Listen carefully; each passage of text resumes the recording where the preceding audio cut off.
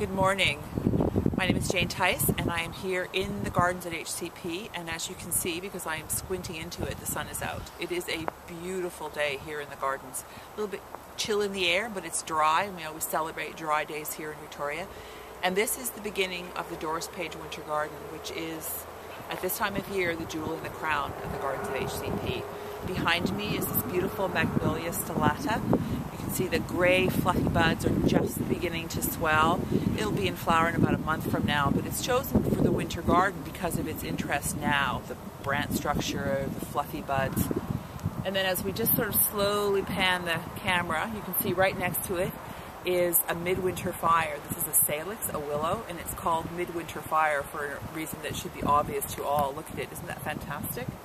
Bright orange, red, and yellow stems. And it's actually quite a pretty shrub all year round. It's kind of relegated to the background, but it's a great standard to have in a garden just for exactly this time of year. Just behind it, you can see the hellebore argutifolius. That's one of the hellebores that are here in the garden.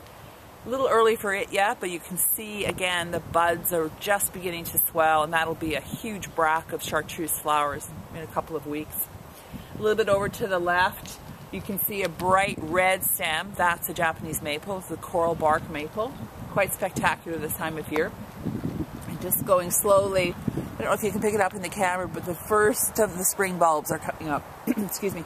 That's Arbutus. I think it's actually a little iris, or it could be, I'm actually not sure what it is. And then just in front of that, there's probably some little crocus. This is the time of the most promise in a garden.